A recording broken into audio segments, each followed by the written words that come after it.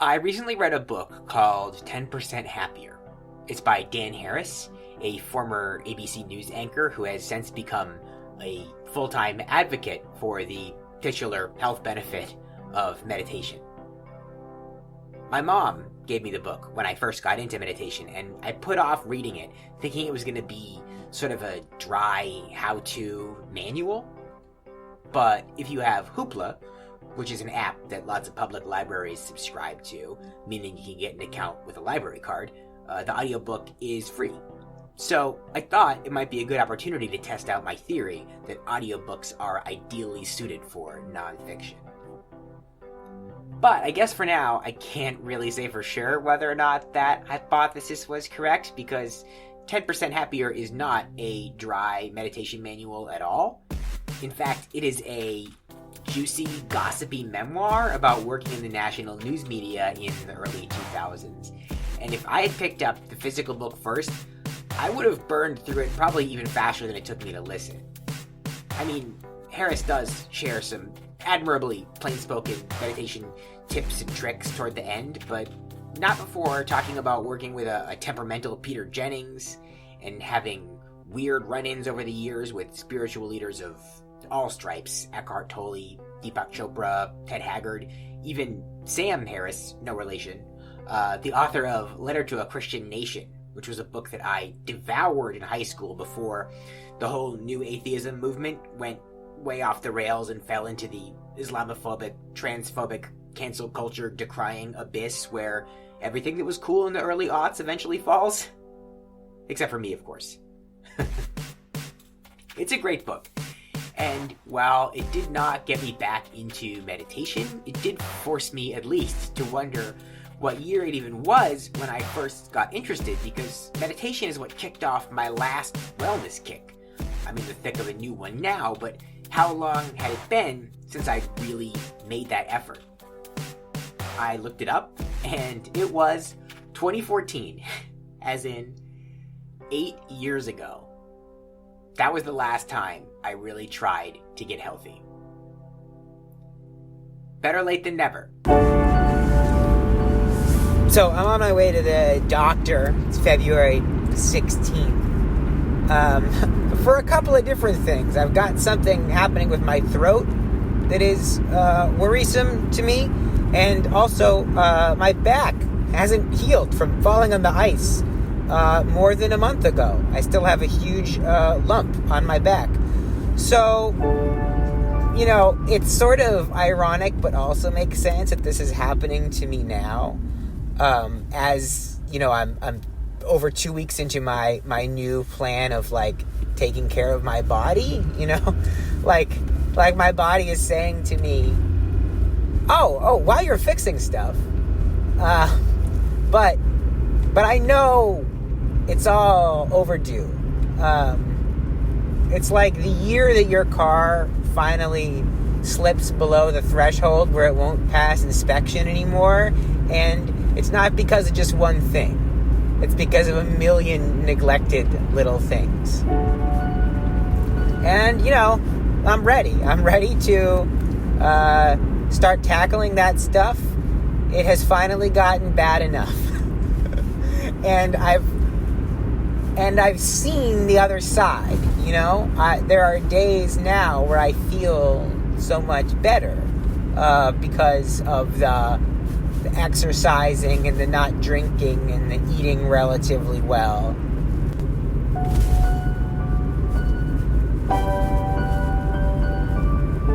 And seeing that other side, seeing and knowing what it would feel like and what it would be like, makes it easier to tackle all this stuff at once. There's something so humiliating about going to the doctor, you know?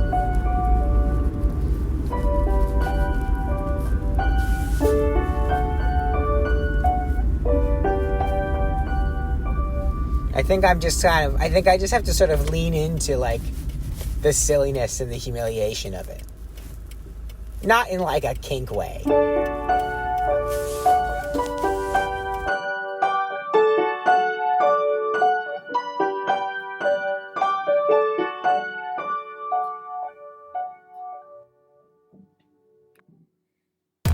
Welcome to the last podcast by Zach Little. Today's episode features Becky from California, Aaron from California, Gary from Chicago, and Max Silvestri. Topics include yoga, meditation, Princess Diana, the end of the world, how to sing properly, and various overlapping medical problems. Not necessarily in that order.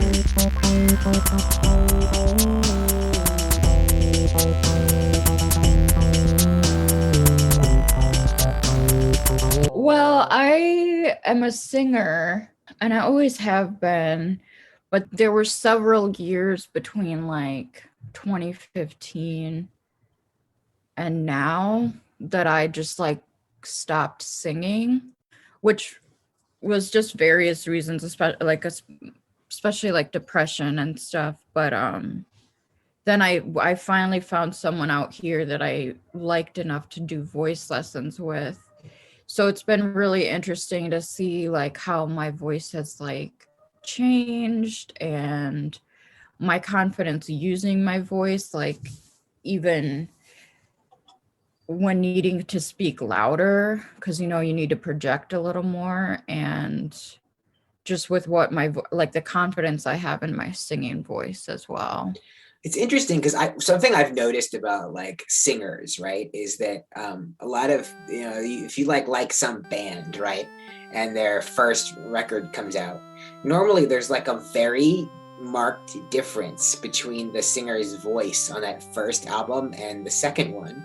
And I think it's actually sort of the opposite of what you're describing right now, which is that, like, think about what happens if you're like a musician who has some sort of success, right? You go and you tour a bunch.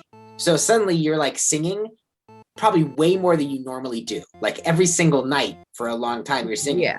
And so many people who are singing that way end up having to sort of change their voices. And I think it's some combination of learning how to do it better, learning how to sing more efficiently to like preserve your voice from night to night. It's like, so it's not just practice, but it's also like practice and practicality or something. But there's always a big change, especially like, being a teenager growing up listening to a lot of like punk bands. These guys had no idea how to sing, right? And so then they would go on tour and they would have to learn. So there'd be this big change. Yeah. But, what you're telling me is that the same thing can kind of happen in a different way. Like you can sort of forget how to sing. And then when you learn again, you learn a different way. This is probably obvious, but either way you're going, like it all comes down to the technique and like how you use your body. Because I think the biggest, like the most common misconception is that when you sing, you're just using like your voice, the same way you speak, but like singing is really like your whole body has to be engaged. Jump man, them boys up to something. Yeah. They just spent like 2 or 3 weeks out the country. Yeah. Them boys up to something, they just not just bluffing. Yeah. You don't have to call like, hey, my dance like Usher, woo. I just found my tempo like I'm DJ Mustard, woo. I hit that Ginobili with my left hand, I'm like, woo. Lobster and Celine for all my babies that I miss. Chicken fingers, french fries for them. So did you you were once a YouTube yoga person? Yeah, maybe like 2 or 3 months. I was yogaing like 3 times a week. Yeah. Who was your guy? I didn't even have a. There was people that would come up often, but I never became attached to a person, and I definitely don't remember their names. This was like the few months before the pandemic. Well, if you just type the word yoga into YouTube, you get Yoga by Adrienne, because she has a stranglehold. That sounds very familiar. Definitely, I was picking amongst like the first 2 pages of YouTube results. Yeah. Well, we were doing Yoga by Adrienne for like a couple of weeks, and we've recently switched over to this German dude named Flo. Like his name is actually Flo, which is like perfect for yoga. But he's like way more hardcore. So like I can see why he's not at the top of the SEO charts. Hey, thank you so much for tuning in again. This is a 30-minute Vinyasa yoga class. We will work on twists and standing poses, All you need is your mat. If you have blocks, grab them too. Let's begin. Yeah, I just didn't have the motivation to go to like a class, and also that's like probably gonna give me anxiety, I think, to go to a class with yoga. So YouTube was like super easy to just type it in, and then you see these people and they're leading you through the whole routine. It was just a lot more approachable as a new time yoga person. As a person who's taken yoga classes, I hate to say it, but I think the YouTube version is better, because there are times when you'll go to a yoga class and you'll be looking for a specific kind of a workout or exercise or whatever, and you won't get it, you know? But on YouTube, like, you get to pick, you know, and if you find 45 minutes that works for you, you can keep doing it. And I think the mindfulness angle of it is like probably helpful, but I'm doing this stuff like with my kids. So that actually is off the table. So that's one reason I like this guy Flo now, because it's really about like, I mean, really what this dude does is he just makes you do 45 minutes of different kinds of push-ups, like different kinds of push-ups on different parts of your body. And that works, you know, like that's what I need from my YouTube yoga right now, because I'm not going to be brought to a center in place. I've let that go. I'm hoping to just sort of, when it comes to that kind of stuff, like the mindfulness, the meditation and everything, I'm hoping to just come across it in like little bits and pieces. It's like the way I'm doing everything right now. I read books a couple of pages at a time. I watch movies like 15 minutes at a time. You know, I'm just like, I'm doing little pieces of everything all the time. Yeah, that sounds nuts. I don't even understand that. Lately, it seems like I'm only listening to music in my car. When I'm doing chores around the house, it's usually audiobooks. And though I sometimes listen to music when I'm working from home, I've been very heavy on the video editing lately, so I don't really have the chance. We always have music on in the house when we're playing with the boys and making dinner, but it's always either really quiet so we can talk to each other, or it's the same 15 songs we use to get the boys to dance out their remaining energy after dinner. The Gap Band, the Beastie Boys, Rolling Stones. I mean, they have very good taste for toddlers. But I only really get to sit with it and absorb all of my current musical obsessions in the car. It's a good place for it. I can play music very loud and be alone for when I get frequently overwhelmed. As we've established, music and movies can make me cry for all sorts of reasons, and usually not because they're sad, usually just because they're good. Here are 5 songs that have made me cry in my car in like the last 2 weeks. Number 1, Jazz on the Autobahn, the Felice Brothers. The first thing you need to know about this song is that the chorus includes the lyrics jazz, jazz, jazz, jazz, which should be disqualifying, but it is not. This song is a kind of surreal, apocalyptic, almost spoken word narrative about the end of the world from the Felice Brothers' most recent album, From Dreams to Dust. And it is so fun and celebratory and so full of detail about the human emotional experience. I think I was listening to this song a lot for a while because I really tuned into it after watching Don't Look Up, a movie that I hated quite a bit. I know that some people like it, and you know, that's fine, but it just struck me as such a soulless and misanthropic movie. Really, even unable to land on a target because it just had so much vitriol and blame to spare. And just so fucking unimaginative for a movie about the end of the world. Jazz on the Autobahn, on the other hand, is very imaginative and novelistic and compassionate and sad. Jazz on the Autobahn. It'll sound like jazz, jazz, jazz, jazz, jazz on the Autobahn. And I feel very connected to and very proud of my boys in the Felice Brothers for accomplishing this. Number 2, Silk Chiffon, Muna and Phoebe Bridgers. Honestly, this one just gets me kind of emotional because it is so cool that one of the best bangers of 2021 is just so unabashedly gay. I just think it's swell.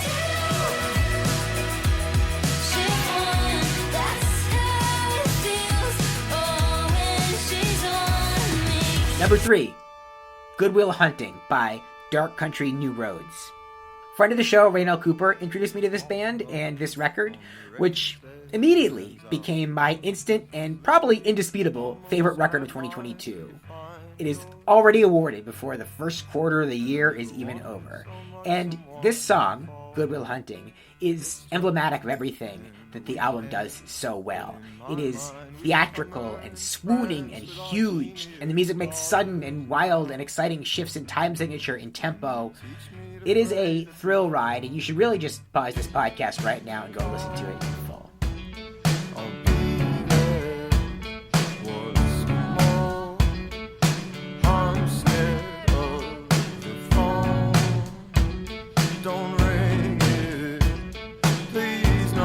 Number 4, Harlem River Blues, Steve Earle.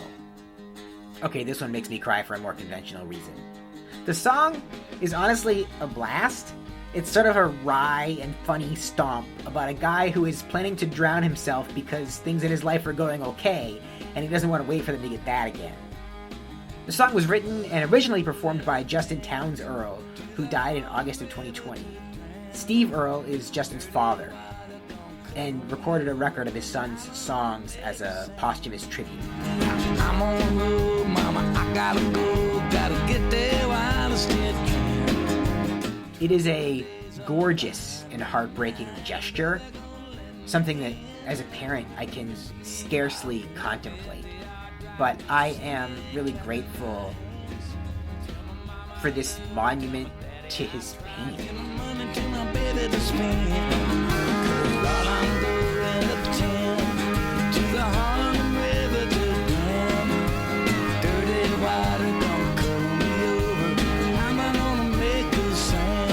Number 5, 3090, Andrew Garfield, Joshua Henry, and Vanessa Hudgens. So this one's from the musical Tick, Tick, Boom, which really should not have worked on me. I mean, it's a musical where people sing things like This Is the Life, Bo, Bo, Bo, Bo, and it's directed by Lin-Manuel Miranda. And yet, it did work on me, because my emotional connection to Andrew Garfield is just so strong, and now I've learned that he can sing. And honestly, some of the songs do kind of rock. This one is about panicking as you approach your 30th birthday, which, was at least once relatable to me. And the whole overall tragic story of Jonathan Larson's life is just so interesting and worth sitting with. And the film has this kind of maniacal structure of flashbacks and dream sequences and reenactments all framed by the stage show. And this song really sets up the film in an engaging way. Years are getting shorter, lines on your face are getting longer, feel like you're treading water. Like, I think I mostly like this song because it was the moment that the movie hooked me. I find that lately, I'm really embracing, emotional support music that just reminds me of stuff that I like. Once in your life, they're singing happy birthday, you just want to lay down and cry. Not just another birthday, it's 3090. I've been listening a lot to the song Do You Want to Taste It by Wigwam, which is the theme song to the HBO DC Comics show Peacemaker, which I just finished and truly loved. Do you really want to taste it?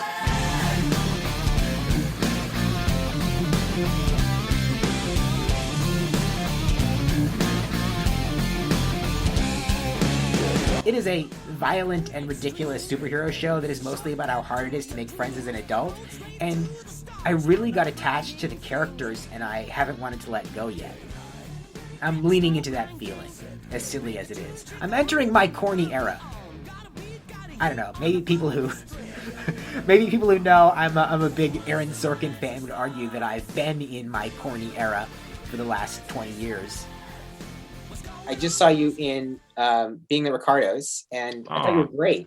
Thank you so much. And that the thing, I have a very specific question about it because sure. All right, so I love Aaron Sorkin. I think Aaron Sorkin has been, with his directorial work, has been trying to just challenge himself with setting the weirdest possible tone in every movie. And every single one of them starts with some really chaotic, disorienting montage now.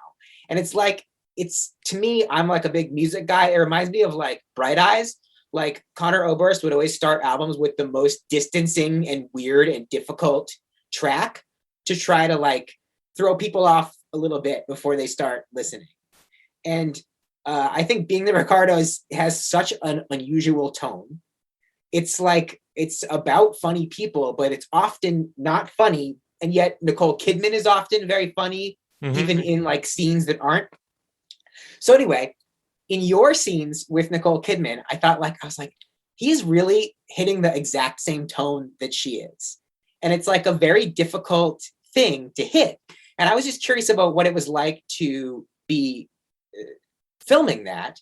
If you know, how do you like orient yourself in a room where, like, first of all, it's Nicole Kidman, but she's got like makeup on to look like Lucille Ball. It's got to be so unusual.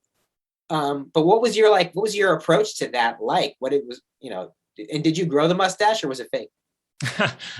It was a real mustache. I had happened to have it for when I auditioned. Like, I submitted a self-tape or whatever, and I had another audition that day that I had a beard for. So as I was shaving to do this one that clearly wasn't calling for a beard, I was like, I don't know, this is the 50s. I'll leave a mustache.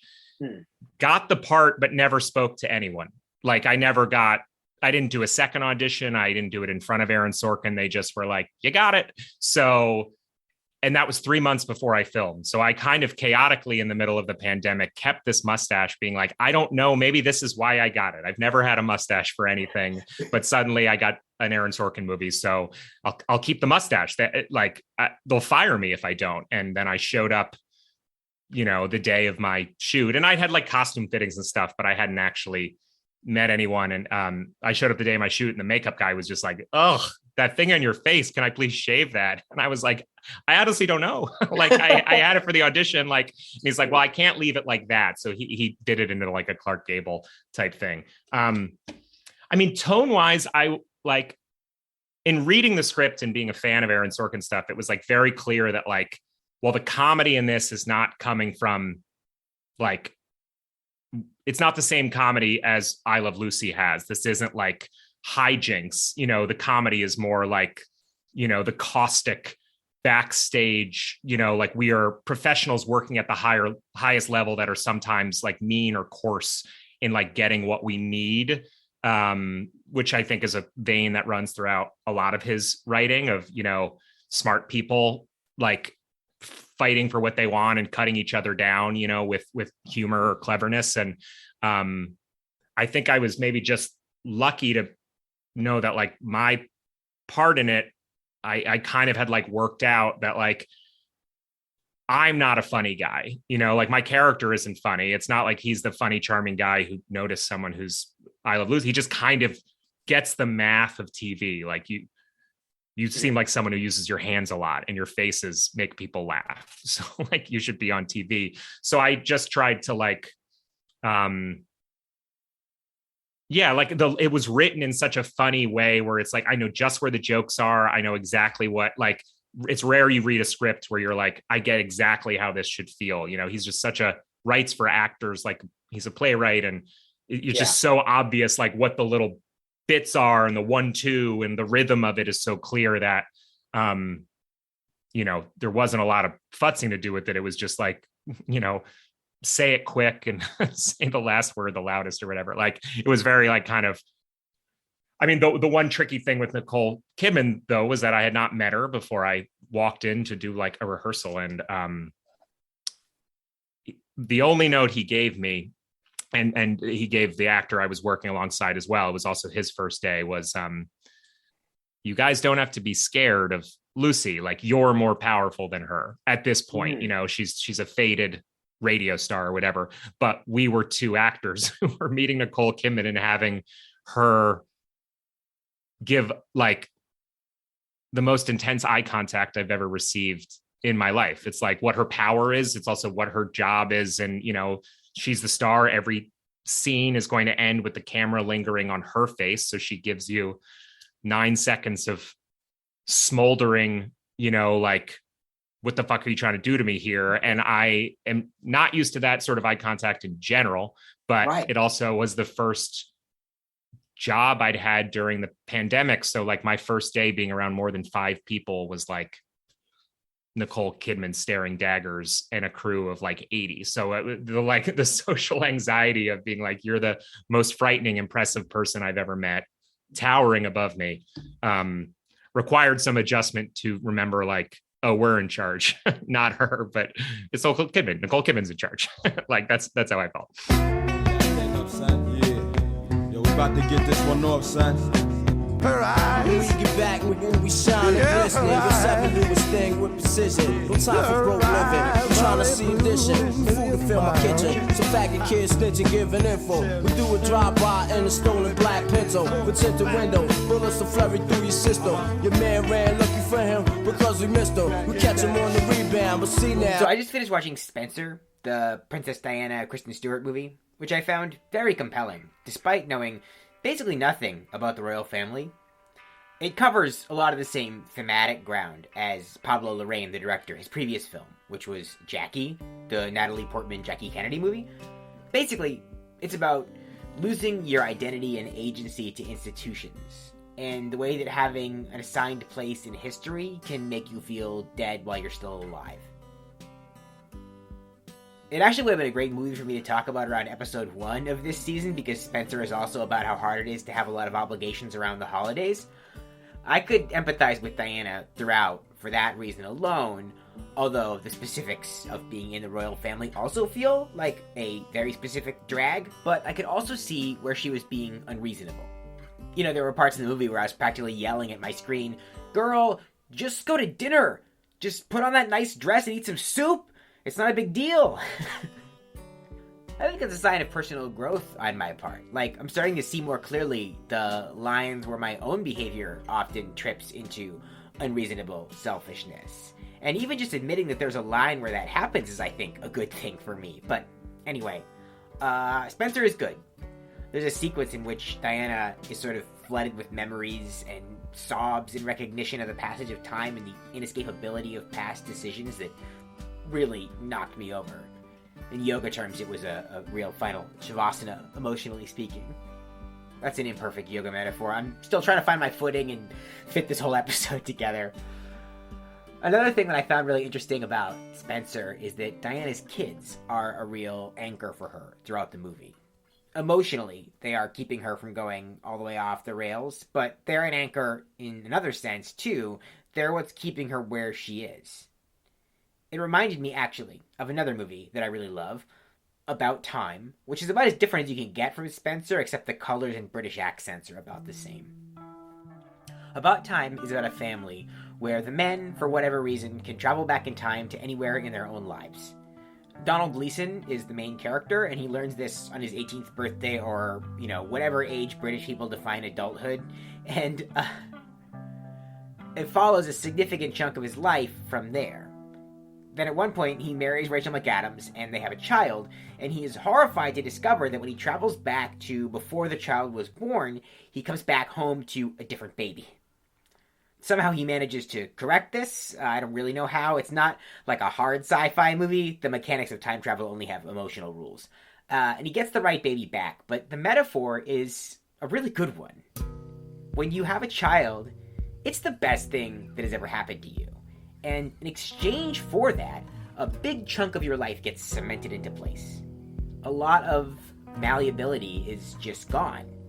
And that's okay, that was always going to be the case. Couples who get pets and stuff are experimenting with these kinds of consequences. I resisted getting a dog for so long for that very reason. And now that we've had Shosh for 7 years, I know that I was right. Sorry, Shosh.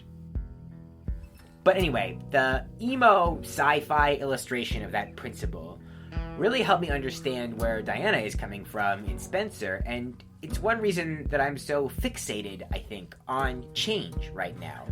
On working so hard to change my body and my habits, even just a little. I think to prove to myself that it's still possible. That the walls around my life still have a little give to them. So I started doing yoga in 2018 because I was having a really hard year. I ended an 8-year relationship and hated my job. And I was single for the first time in 8 years. and living by myself. And the stress was such that I was like losing a lot of my hair and not sleeping, barely eating. And I got really sick a few times just from like I got really massive strep to the point that like I had these like globes of like swollen glands in my throat that were like visible. And so I realized, honestly, it was the hair thing that freaked me out the most because no one wants to lose their hair. So I was like, I've got to change something. So I tried to sleep better. I got better about taking my antidepressants, and I started trying to do yoga. I didn't really know the principles of it, or my body wasn't really accustomed to it. So I started with like YouTube yoga, like probably everybody does. And also probably like everybody, I did yoga with Adrienne. And she's so she has like a 30 days of yoga series. She probably has a few by now, but I did that. I was like, this is made for dummies, so I can probably do it. And I could. And I remember like the first time I tried to do a side plank, I was like, I don't know how anybody does this. Like it feels physically impossible. I have such a hard time with side planks. Well, now it's like one of my favorite things to do. It's like not that hard. Like, well, one side is always easier than the other for me. But after I did the 30 days, I felt like I started feeling brave enough to go do it in a studio. And I don't know why, but I started with hot yoga, and really all the way in there. You just went in completely. I just went, you know what it was? I was in like a networking group for like arts nonprofit marketers, and one of the girls there taught at that studio. And at one of our meetings, she gave me a card for like a free session or a free class. It was very challenging. It's like a 60-minute vinyasa flow in extreme heat. So I got to a point where I was going to hot yoga like 6 or 7 days out of the week. And this deep into the pandemic, I can't really like access who that person was. Like, I don't have that motivation for anything in this point in my life. And you can't really do hot yoga at home. No, I have tried. With like a space heater? 2 space heaters and a radiator. So at the beginning of the pandemic, in my old apartment in St. Louis, I had a kitchen that had a door that closed. So I could like entrap all the heat in the kitchen. And I would put a towel at the bottom of the door to keep it all in. And then I would turn my radiator on high, turn my old gas oven to broil, and put a space heater. This is the beginning of a really like strange, arson report, basically. Yeah, it was not safe. I don't recommend. Hey yo, watching my Dell, sipping my mo, sipping it slow, them pretty bitches saying hello. Anyway, go ahead and display your oil and mole. Little honey dip whipping a little cabriolet. I don't mean to hold you up, but I got something to say. Swear to only give you hot shit every day. Afraid of us, you know this ain't a game to us. You strange to us, that's when we getting dangerous. Come on. So I feel like I have the opposite trajectory of you, because I started taking yoga classes, but it was at work, so it was obviously yoga. What was your job? Like recently? No, it was in my last job. Yeah, it was like I was just working at a big corporate contractor, and so they would bring in Harvard Pilgrim Healthcare would bring in a yoga instructor. So we did that like once or twice a week. I think it was twice a week, and it'd be like an hour-long class, but that was sort of how I first started. And so you almost are like totally immune to embarrassment when you're like doing it with your friends and coworkers. There's no. Oh, that's like not how I would see it. Well, like we were all. Well, not all of us were novices. There were a few people that clearly knew what they were doing, but that's actually not a place where it's an advantage to know what you're doing. Why? Like it's better to be a rookie, because you don't want to. It's so easy to cop the like I'm an expert attitude. Like you have to actively push it away. Anytime you're in a situation where you're with coworkers and you like happen to know more about something that's like outside the scope of your like job duties, even if you're like on an outing somewhere, like I would go to restaurants and stuff with my coworkers back in the pre-pandemic days, and we would always go to Portsmouth, New Hampshire, and I was so much more familiar with like the city and its workings than everybody that I worked with. Yeah. But it's, you have to like stifle that urge to be like, you don't want to be like the mayor of Portsmouth. Yeah. Like showing everyone around. Yeah, you don't want to. And then that was bad too, because like people, I knew enough people that people were always coming up to me and saying hi. And then I would get that attitude, like, what are you, the mayor of this place? But yeah, so I did that. And so I had a couple of different yoga teachers that like cycled through, and some of them were better and more intense than others. And so now that I have found YouTube yoga, I really love it, not as my like way to get started, but as my way to sort of actualize my yoga practice, because I know what I like and what I don't like, and I can just go get the things that I like, if you do. That's true. Yeah, you can pick and choose. You can make a little playlist. Yeah, you can, and you can be like, oh, I want to focus on my hips this time, or my back. It's all about my back today because I'm stiff or something. And right. Adrienne has a lot of those too. Honestly, she's so encyclopedic. I don't know why anybody would use another. Do you know that Adrienne, she's like an actress, and she was like a background actress on Friday Night Lights? Really? Yeah. Oh, that makes sense because she lives in Texas, right? Yeah. That's cool. I did know she was an actress. I just didn't have a clue what she was in. Yeah. I don't do Yoga by Adrienne anymore. I started with Yoga by Adrienne, but now I do Breathe and Flow. Okay. And he's a Austrian guy, and he's very intense. Like very gentle and friendly, but like he really works you, Yeah. So there are certain things I can't do yet, and that's fine. And there's also a lot of yoga terminology that I just kind of let wash over me. Like it feels like when I was in the 5th grade and I was like above my reading level, or reading things that were above my actual reading level, but not my perceived reading level.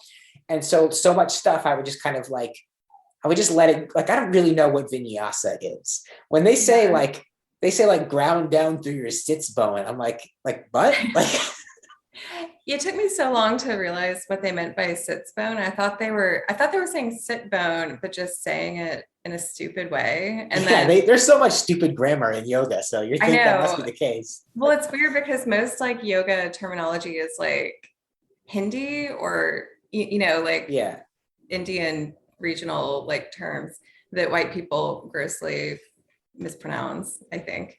But then there's this random German word to describe like your butt bones. Yeah. And I looked it up. It's like SITZ, and it's named after the German word for like sitting, I think. So like we could call it sit bones, but we choose not to. We call it bones. I hate it. I hate it. That's universal across yoga instructors too. So many of them don't use words that other ones use, but everybody uses sits bone. Yeah, it makes my skin crawl. I don't really know what it is, but I hate it. I remember when I first started to try meditation, I got really fixated on doing body scans, which is like where you really think about your feet, and then your legs, and then your fingertips, and then your forearms, and so on. And I never really progressed past that. I got pretty good at the body scans. For like a while when Christy had trouble sleeping when she was pregnant with Arlo, I would do these little guided meditations for her to help her relax.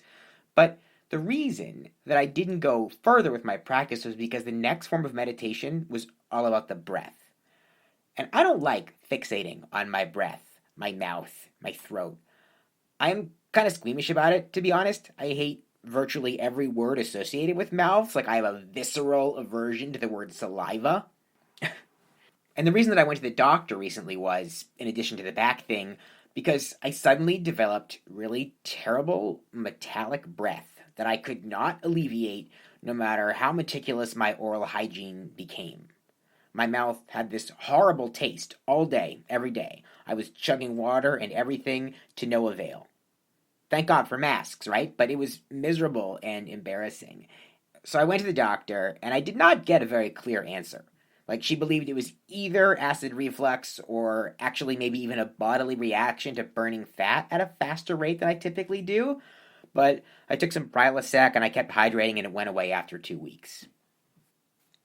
Now, yoga is all about controlling your breathing. And when you're doing it right, you end up really raising your heart rate and getting a cardio workout. And that is the thing that's hardest for me right now with my ongoing yoga practice. Even if I wasn't squeamish about mouths and throats, I'm actually just genuinely not good at breathing. I have this bad habit of, especially when I'm concentrating, just holding my breath for extended periods of time and then having these staggered, weird, and sudden exhalations. When we're in our office working and the boys are sleeping, Christy is constantly reminding me to breathe. It just feels weird for me to do. Like, you're telling me I have to breathe in and out all day, constantly? Anyway, we're doing yoga the other night. And Flo, he says at one point, to breathe into your left side. And my immediate reaction was, fuck off, man. What does that even mean? But then I tried to do it, and it worked. I breathed into my left side. I could feel it. I'm still kind of reeling from that experience, to be honest. I've not been able to do a crow pose, and like I've never been able to do it. I have attempted it, and then the time I got most near to doing it, the time I like got up on my elbows, I was like, oh, I'm gonna get seriously injured doing this. Like, whatever the rewards are, it's not worth it for what, like, because it could take me out of it for like weeks, you know. And well, it's the same thing of your wrists. Like, that's what it comes down to. Is like I can get my knees into my armpits, kind of. I can get in the right pose, but it comes down to like putting all my body weight on my wrists in a really scrunched up, like concentrated way. And my arms just like collapse whenever I get to it. Yeah. You have to have like some really weird, correct body proportions in order to be able to just do, like, you have to have tiny legs or something in order to be able to do that. That's true. I have thought that maybe I don't have, like, I have a long torso. So me too. I think like long torso crew. I think it prevents me from scrunching up the right way into crow pose. I'm gonna say that that's why. It's not because I haven't conditioned the right way. It's because of my natural features that I have no control over. I've always had trouble doing somersaults. Like, even as a kid, I could never like somersault on a mat. I remember, I don't know how old I was, maybe like 11. I was probably 12. And I remember in middle school in PE, we were doing like tumbling all week, and I could not do a tumble for the life of me. Like, I just couldn't figure it out. I spent a whole night, like, I took the cushion off my dad's futon and like spent a whole night trying to just do a somersault, and I could not do it. Like, forget a cartwheel or like a flip or anything, like a somersault. I physically couldn't do it. To this day, I can't do it. No, I don't know what it is that like lets you do it physically, but I don't have it. I can't do it either. I feel like it's some combination of big head, long torso, strong self-preservation instincts. I have all three of those in spades. Yeah. Well, maybe so. Like, my dad, I get all that stuff from my dad, and my dad's family historically apparently were horse thieves. Really? Yeah. And wait, so how immediate in terms of family tree? Like, I think it was a few generations ago. You know, the problem is I never had a good relationship with my dad's mother. I remember doing like a family tree project in high school, and my dad's family just stopping at my grandmother on that side because I just didn't want to ask her. So I like did extra research on my mother's side and made this very lopsided tree. But I don't know how far back it goes. I just know that like that the joke in the family has always been that like our bodies are built this way to look impressive on a horse. So, you know, like your torso is big. Totally. So like sitting like up high. Yeah. And they can tell it's you on the horse when you're coming. Cause like, oh no, here comes, you know, Omar coming. But then you get off the horse and they're like, oh. Yeah. Well, that's she just never get off the horse. Right, exactly. Here's a scale weighed out, and you will find easily more than sufficient doubt that these colors you see were picked in advance by some careful hand with an absolute concept of beauty.